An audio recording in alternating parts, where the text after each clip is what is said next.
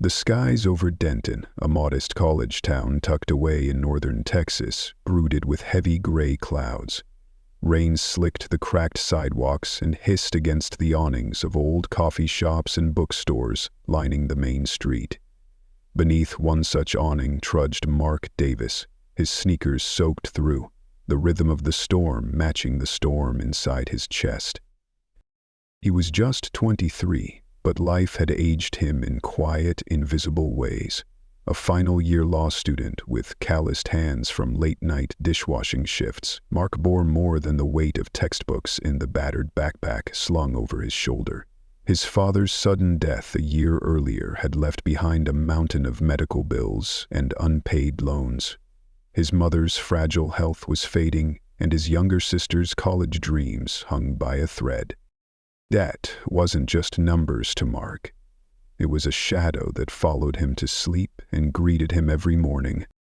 His phone buzzed in his pocket, jolting him out of the mental haze. He almost didn't answer. It was probably another collector. But something made him press the screen. Mark Davis speaking. The voice that responded was cool, confident, and unnervingly direct. "Mr. Davis, this is Eleanor Brooks. I believe we need to talk. It concerns your financial situation." Mark stopped walking. The rain dripped off his brow. "I'm sorry. Who exactly are you? And how do you—" "I know enough," she interrupted. Her tone was smooth, as if rehearsed. "Let's meet, Brooks Bistro, tonight, 7 sharp. It's important." Before he could form another word, the line went dead. Mark stood frozen under the awning, his reflection wavering in a puddle at his feet. He had no idea who Eleanor Brooks was, but something about her voice, something razor-sharp and poised, left a trace of unease in his gut. Still, curiosity won. He couldn't afford to ignore an offer, however strange. That evening, the rain turned cold and relentless as he walked into Brooks Bistro, a quiet, upscale cafe tucked between 2 banks. Warm amber lights bathed the room in a soft glow. Jazz trickled from overhead speakers, and the scent of fresh thyme and roasted garlic wafted from the kitchen. At a corner table sat a woman who looked like she had stepped out of a painting. Silver hair swept into a chignon, a pearl pin anchoring it in place, and a navy moon suit tailored so precisely it seemed to move with her breath. Her presence was both elegant and commanding. "Mark, I presume," she said, her eyes not just looking at him, but reading him. He nodded cautiously and sat down across from her. "Mrs. Brooks, what is this about?" "I appreciate your directness," she replied, placing her cup of tea on its saucer. "Let me be just as frank. I know about your debts, the ones left by your father. I know your mother's treatments are bleeding you dry, and I know your sister's tuition is due in a few weeks." Mark's jaw clenched. How do you know all of that?" "Because I've done my homework," she said calmly. "I've been following your situation for some time." Mark leaned back, alarmed. "Why? What do you want from me?" Eleanor didn't flinch. Instead, she reached into her handbag and pulled out a crisp white envelope, sliding it across the table with an eerie calm. "Want to marry you," she said. Mark blinked, then laughed, short and incredulous. "You're kidding, right?" She didn't smile. "No, this isn't about love, Mark. This is a business arrangement. I offer you financial security, complete freedom from your burdens. In return, you marry me." Mark stared at her. She was at least 40 years his senior, a woman of wealth, poised like royalty, offering marriage like a job contract. "I don't even know you," he said, voice dry with disbelief. "Why me?" "Because you're desperate," she replied without cruelty. "You're smart, unencumbered, and quietly drowning. I need someone I can trust. Someone who won't ask too many questions." Mark's heart thudded in his chest. He searched her face for signs of insanity or cruelty, but all he saw was a woman who looked impossibly tired. "And what do you get out of this?" he asked. Ellen's gaze softened for the first time. Control, legacy, companionship, perhaps in the loosest sense. "I've spent my life alone, Mr. Davis. No heirs, no family. I want someone by my side, not for love, but for legacy. I need someone to inherit my name, not my affection." Mark stood up, overwhelmed. "This is insane. I need time to think." Eleanor nodded, sipping her tea. "Of course. But don't take too long. The offer won't last forever." That night, Mark sat with his mother at their worn kitchen table. Rain tapped softly at the window like an old friend with bad news. He told her everything, about the call, the woman, the proposal. Her hands trembled around her mug. She had always looked older than she was. Years of worry and sacrifice etched deep into her skin. "Mark," she said gently, "I know it sounds unthinkable, but if she's offering help, real help, maybe it's something to consider. You're asking me to marry a woman I don't love, to solve a problem that shouldn't be mine. I'm asking you to survive," she said, "to protect your sister, to give yourself a future." Mark stared at the wall, torn between the dying remnants of his pride and the rising tide of responsibility. The next morning he returned to Brooks' Bistro. Eleanor was already seated, as if she had known he'd come. "You've decided?" she asked, still looking at her tablet. Mark drew a breath that tasted like surrender. "I'll do it." She looked up and offered the faintest smile. "Good. The arrangements will be made." 7 days later, in a quiet courthouse surrounded by strangers, Mark Davis said, "I do," to a woman he barely knew, and one he didn't trust. As the officiant pronounced them husband and wife, Eleanor slipped a ring onto his finger. Her smile didn't reach her eyes. "Welcome to your new life, Mr. Davis." Outside, the rain had returned, as if it hadn't stopped. Mark caught his reflection in a puddle, suit-clad, solemn, and older than before. He couldn't shake the feeling he'd just bartered his soul. The cab rolled slowly up the long gravel driveway, tires crunching under the weight of the wet earth. Trees lined the path like silent sentinels, their bare limbs clawing toward the gray sky. As the mansion emerged from the mist, Mark Davis leaned forward in his seat, eyes wide with disbelief. The estate was immense, a relic from another era, with towering Greco-Roman columns, carved stone arches, and windows so tall they seemed to pierce the clouds. It looked more like a courthouse or a mausoleum than a home. But what struck him most was the stillness. No music, no laughter, not even the sound of birds. He stepped out, suitcase in hand, the cold wind curling around his collar like fingers. The gates groaned behind him, sealing shut with a finality that felt absolute. Ellen was waiting in the grand foyer as pristine as ever, dressed in a slate gray dress with a strand of pearls at her neck. Her smile was polite, practiced. "Welcome, Mr. Davis," she said, her voice echoing softly in the marble entrance. The formality in her tone was deliberate, chilling. "I trust your journey was comfortable." Mark gave a half-hearted nod, eyes scanning the vast hall. "It's a beautiful place." But it wasn't. It was beautiful like a mausoleum, elegant, cold, and dead inside. A housekeeper emerged wordlessly and gestured for him to follow. They passed down a corridor lined with old portraits, stern men and solemn women with heavy eyes. Their painted gazes seemed to follow him. The room prepared for Mark was lavish. Dark wood furniture, silk drapes, and a bed big enough to sleep a football team. Yet the air inside was stiff, untouched, as though no one had lived here for years. The windows overlooked an immaculate garden, its flowers somehow colorless even in bloom. That evening, Mark joined Eleanor for dinner. The dining room was long, absurdly long, with a mahogany table that stretched between two candelabras glowing dimly at each end. Eleanor sat at one side. Mark sat at the other, so far apart they may as well have been strangers on opposite coasts. The meal was impeccable. Filet mignon, roasted root vegetables, and a glass of wine older than Mark himself, but the air between them was tight.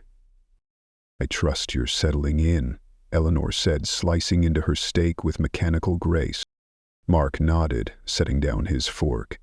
"The place is big, easy to get lost in."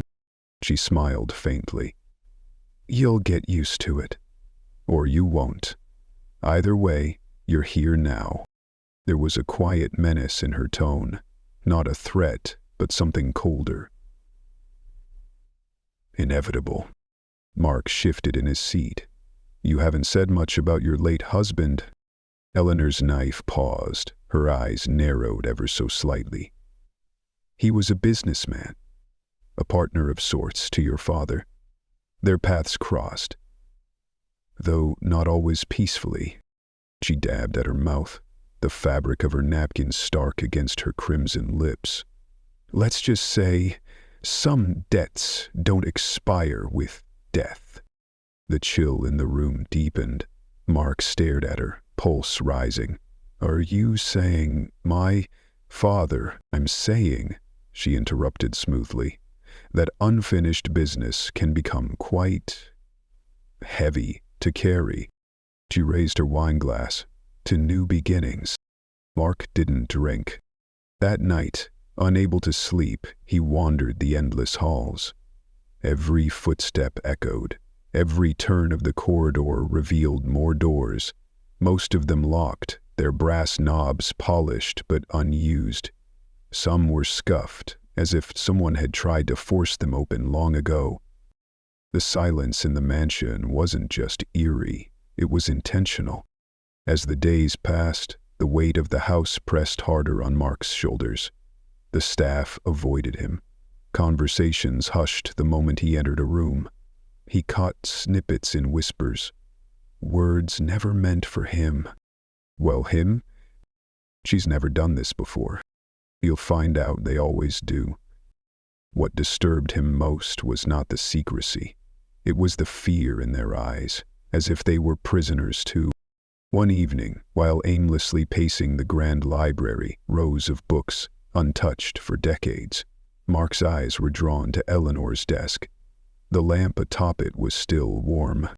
Papers lay scattered across the surface, as if she'd left in a hurry.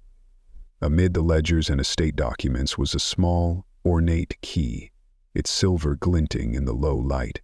The design was intricate, Victorian, maybe even older.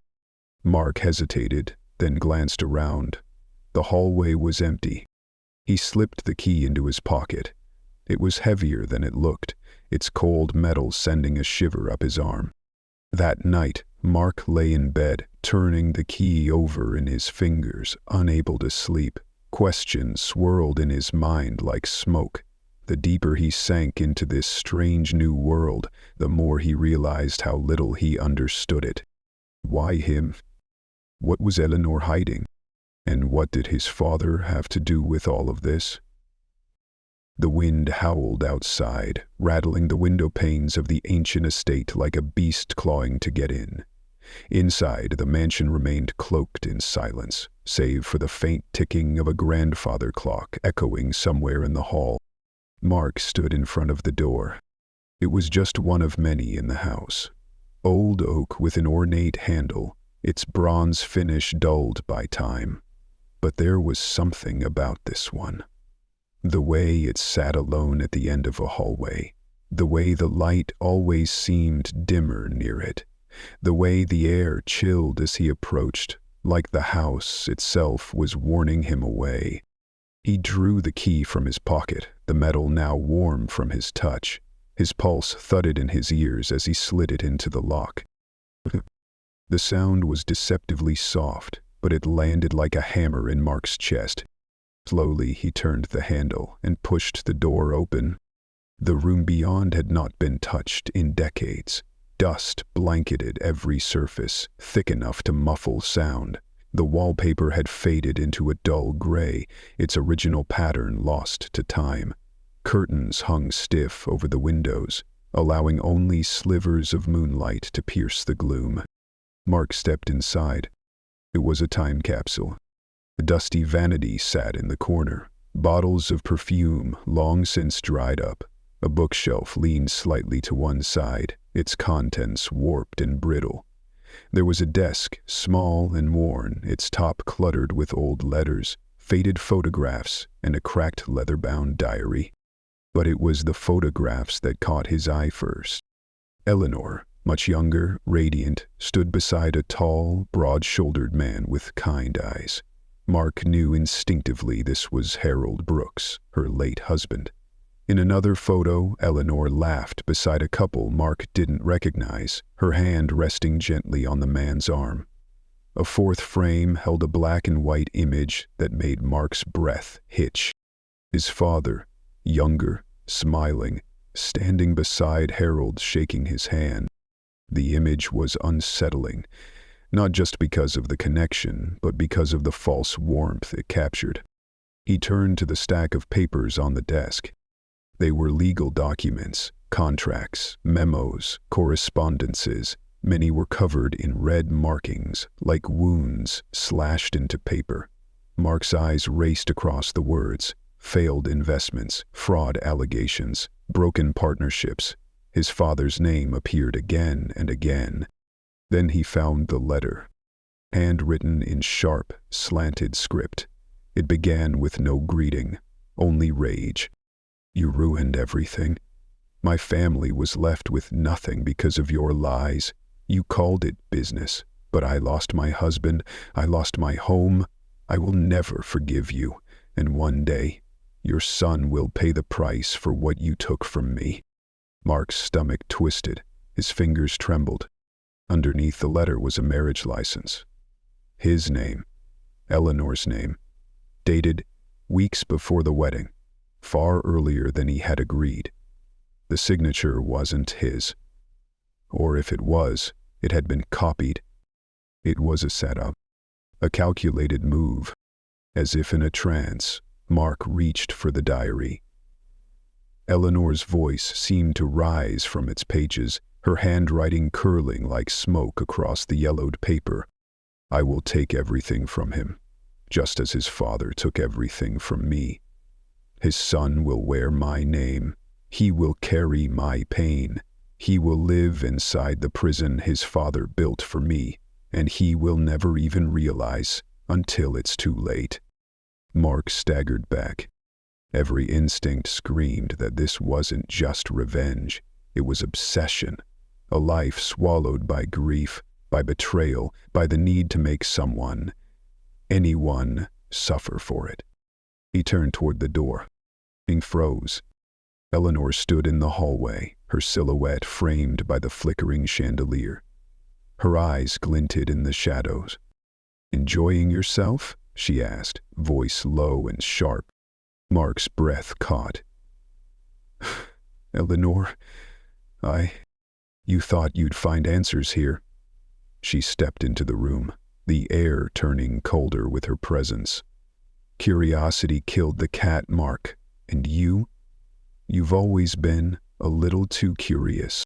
He straightened his spine. Why trap me in this? Was this all about my father?" Her expression hardened. "This isn't about questions. You signed the contract. You made your choice." "I didn't choose this," Mark shouted, the papers crumpling in his fist. "You forged my name. You lied. You planned every second of this." Eleanor's voice was icy, unshaken. "You think you're a victim? You weren't even supposed to be in law school. Your family was drowning. You were desperate. You took the hand I offered, and now you act surprised there's a cost?" Mark's voice cracked. "What about me? I didn't hurt you. I didn't even know you. Why punish me for something my father did decades ago?" She paused. For a heartbeat, her mask slipped. "I loved him, Mark. Harold. And I watched him die. with your father's betrayal still fresh in his heart. I buried him with nothing but debt and shame. I gave up everything, my youth, my dreams, my life. Tears shimmered in her eyes, but they didn't fall. And what did your father do? She continued, voice trembling now. He moved on. He built a new life. He got to be a father, a husband, while I rotted in this house alone. Mark stared at her, heart thudding. Revenge won't bring him back, he said quietly. No, she whispered.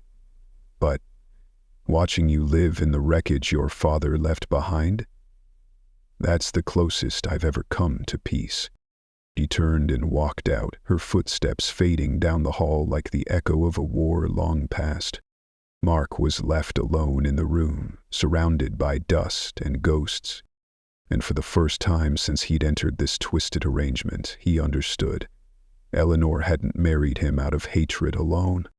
She had married him out of grief, a grief so old, so bitter it had rotted into something darker. That night, Mark didn't sleep, because now he knew what he was up against. The mansion was quiet, but not peacefully so. It was the kind of silence that follows a scream, the stillness of a house that had witnessed too much. Mark sat in the grand library, his hands trembling as he stared at the leather-bound diary still tucked between the folds of Eleanor's secrets. Outside, the sky remained gray, the clouds never seeming to part above this cursed estate. The truth clawed at him. He was nothing more than a pawn, a stand-in, an instrument of grief sharpened into vengeance, but he wasn't going to stay silent anymore. He needed help. He needed an exit. That evening, Mark approached the one person in the house who might know more than he let on, Mr. Harris, the head butler. The man was always calm, always watching, with eyes that had seen decades of secrets pass through these halls. Mark found him in the solarium, tending quietly to a row of orchids no one else seemed to notice. "Mr. Harris," Mark began, voice low, "I need your help." The butler looked up, slowly straightening his back. He didn't seem surprised. "Mr. Davis, I was wondering when you'd come." Mark stepped closer. "You know what's going on, don't you? Eleanor? Ha! She didn't marry me for companionship. This is something else. Something personal." Mr. Harris nodded solemnly. "You're not the first young man to walk into this house with hope in his eyes and confusion in his heart. But you may be the first to ask the right questions." Mark's chest tightened. "Then why didn't you warn me?" "Because warnings fall on deaf ears when the price of escape is too high," he said softly. "Eleanor is meticulous, ruthless when it comes to what she believes is owed to her." "Then why stay?" Mark asked. "Why do you serve her?" The old man hesitated, his hands, once steady, fidgeted at his sides. "Because some debts aren't monetary," he said finally. "I owe her something too, or at least, I thought I did." A silence settled between them. Then Mr. Harris spoke again, his voice almost a whisper. "If you're planning to leave, do so carefully. She's more dangerous than she seems." Mark nodded, a new determination rising in his chest. That night, he sat at the edge of his bed and made a decision. He pulled out his phone and texted Peter, an old law school friend he could trust. "Mark." "Peter, hypothetical question. If someone signs a contract under coercion or false pretenses, is it voidable?" "Peter, depends on the evidence. But yeah, under duress it could be challenged." "Why?" "Mark, let's just say, a friend might have gotten into something he didn't understand." "Peter, is your friend in danger?" "Mark, possibly." "Peter, then tell him to get out and call me." The next day, under the guise of a morning walk, Mark slipped out through the garden and made his way to a nearby park bench where Peter waited. "Peter, tall and lanky with a leather satchel over his shoulder, looked at him with immediate concern. "Okay," he said, eyes narrowing. "What the hell is going on?" Mark pulled out a folder. Inside were copies of the forged documents, the marriage license, and transcribed diary entries.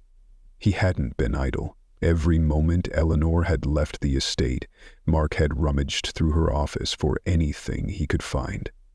Now he handed it all to Peter. "She lied to me, manipulated me into marrying her for revenge, and I think she's involved in something bigger. Possibly illegal." Peter flipped through the pages, his brows furrowing deeper with each passing line. This isn't just personal, Mark. She's been laundering money. These partnerships, the shell corporations, this is criminal fraud. Mark exhaled slowly. "Can we prove it?" Peter nodded. "With this, and the right private investigator? Yes. But you need to be careful. If she suspects what you're doing, she won't go down quietly." Mark returned to the estate with his heart racing. For the next few days he played the part of the obedient husband. Dinners, polite smiles, even asking Eleanor about her late husband in feigned curiosity.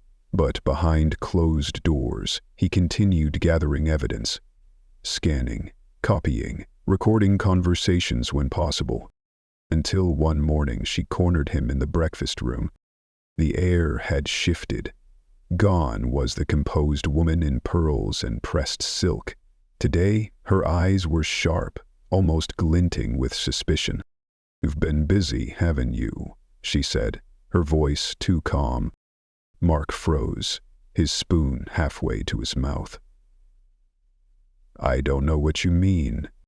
Eleanor smiled, but there was no warmth in it. "Don't insult me, Mark. If you think you can outmaneuver me, you're sorely mistaken." "I haven't done anything," he said, trying to stay steady.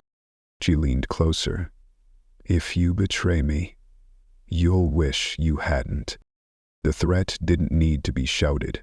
It was cold, personal, and terrifying. Mark sat in silence long after she left the room. He now knew without doubt leaving would be dangerous, but staying meant sacrificing his freedom, his future, maybe even his sanity. He couldn't let her win. That evening, Mark received a message from the private investigator Peter had hired. The report was damning. Harold Brooks, Eleanor's late husband, had been swindled in a fraudulent real estate deal orchestrated by none other than Robert Davis, Mark's father. Their partnership had collapsed, their fortune had vanished, and Harold had died of a heart attack just 2 months later. The tragedy had turned Eleanor into a ghost, haunting the halls of her own pain. Mark clenched his fists. He finally understood. This wasn't just about revenge. It was about unhealed wounds, about years spent trying to fill a void with control and punishment. He had inherited not just a debt, but a war. But he wouldn't pass it down to the next generation. He would end it here. The storm outside had passed, but inside the mansion, a new storm was brewing. Mark sat alone in the grand sitting room, the folder of evidence resting like a weight in his lap. Through the tall windows, the late morning sun cast golden bars across the rug, light trying to pierce through a house built on shadows. He didn't have to wait long. Eleanor entered without knocking, without hesitation. She moved like a queen entering her court, her presence immaculate in a dark plum dress, her pearls catching the light. "You asked to speak with me," she said coolly, her hands clasped in front of her. Mark stood. "Yes, we need to talk." Her brow arched. How dramatic. But the air between them was anything but theatrical. It was thick, like something about to break. Mark took a step forward, his voice firm. "I know everything." Eleanor's lips barely parted, but Mark saw it. The tiny flicker in her eyes, not fear, not shock, recognition. He continued, laying the evidence on the table between them. The forged documents, the diary entries, the investigator's report, the offshore business records, everything. I know what my father did to Harold. I know about the fraud, the betrayal, the pain he caused, and I know why you married me. It wasn't for companionship. It was to finish what you started the day he died. Her face remained still for a long, agonizing moment. Then slowly she sat down. "You're right," she said. "No excuses. No denial." Mark stared at her, stunned. "That's it? You admit it?" "I'm tired of lying," she said simply.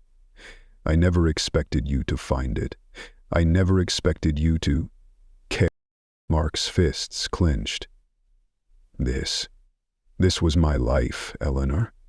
You forged a contract, manipulated my desperation, dragged me into a legacy of pain that didn't belong to me. Do you even see what you've done? She looked at him then, not with arrogance or control, but with something softer, something human. I see it now, she whispered. You were never him. I tried to make you a stand-in for the man who destroyed me. But you weren't his shadow, Mark. You became something else. She paused, her voice cracking. I never expected to feel anything for you. But I did. Mark's breath hitched. He didn't know if he believed her. Part of him didn't want to. You want sympathy, he said, after everything? No, she said quietly. I want to let go. Footsteps echoed down the hallway, then voices.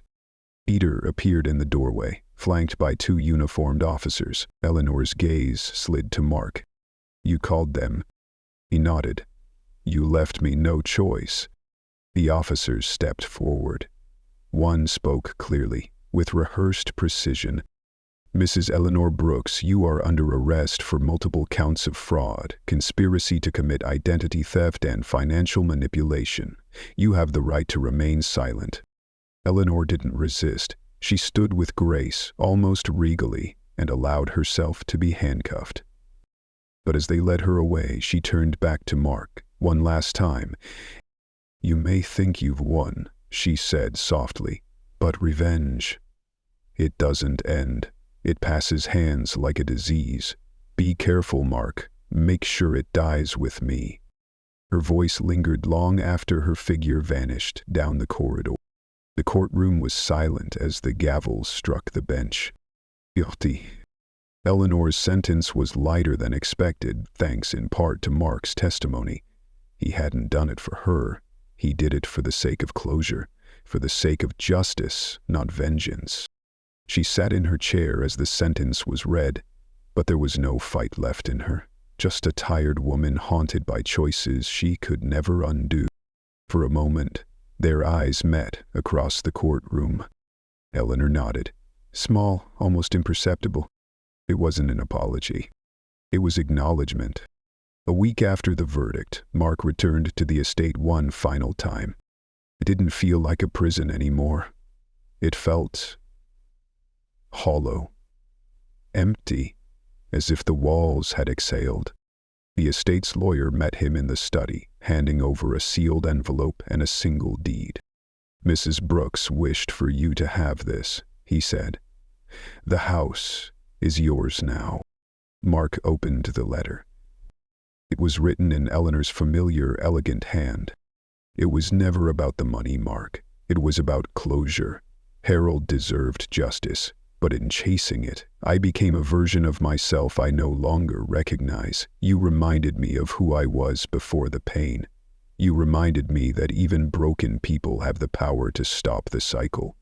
Use this house not as a monument to grief, but as something more. You are not your father's son. You are your own man. Thank you, Eleanor. Mark stared out the window for a long time. Then, with steady hands, he sold the estate. The money erased his family's debt. His mother, once pale and worn from worry, smiled for the first time in years. His sister finally enrolled in the college of her dreams. But Mark didn't stop there. With the remaining funds, he founded the Harold Brooks Scholarship for Second Chances, a program for students who'd faced financial ruin or personal loss, a quiet tribute to a man he never knew and to the possibility of healing old wounds. One afternoon, back at law school, Mark received a letter in handwriting he instantly recognized. It was from Eleanor. I've had much time to reflect. For years I believed revenge would heal me, but all it ever did was keep me chained to the past. Your strength, your forgiveness taught me that we don't have to carry our father's sins forever.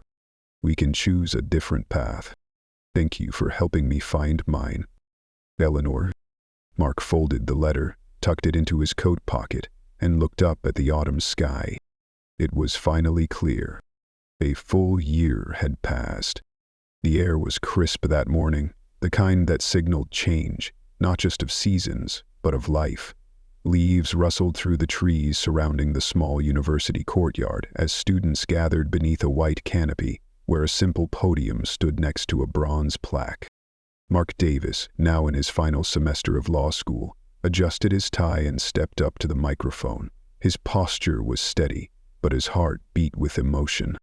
Behind him, etched into the plaque, were the words, "The Harold Brooks Scholarship Fund for Second Chances." Mark looked out at the modest audience. Professors, students, beneficiaries. His mother sat in the front row, tears already threatening. Peter stood in the back, offering a quiet nod of support. Mark began, his voice calm but resonant. "Thank you all for being here. A year ago, I stood at a crossroads I didn't choose. I was burdened by debt, by legacy, by the decisions of people long gone. I didn't know how to move forward. I only knew I didn't want to drown in someone else's past." He paused, glancing at the plaque. "This scholarship isn't just a fund. It's a promise.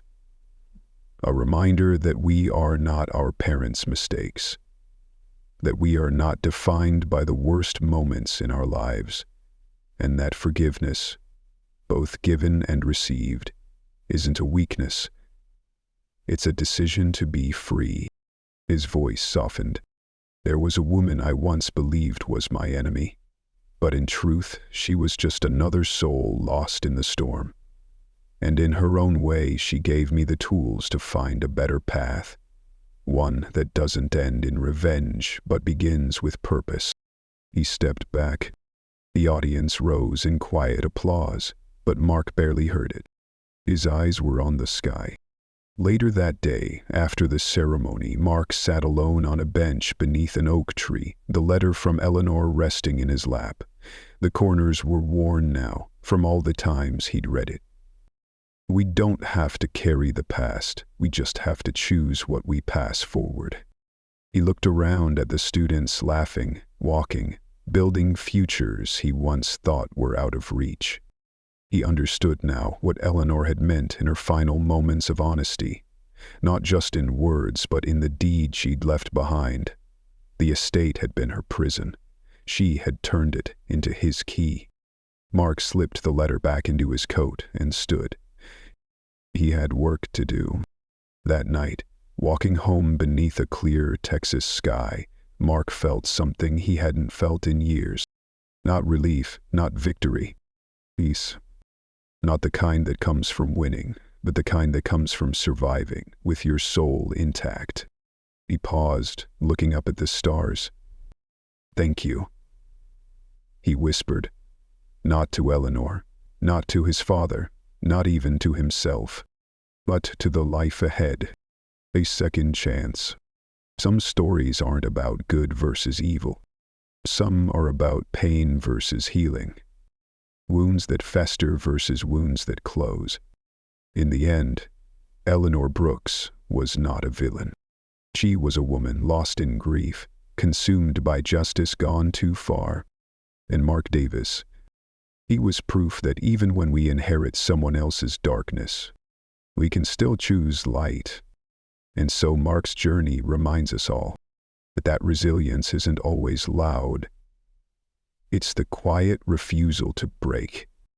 That redemption doesn't erase the past, but it can rewrite the future. And that the most powerful kind of justice is the one that chooses forgiveness over fire.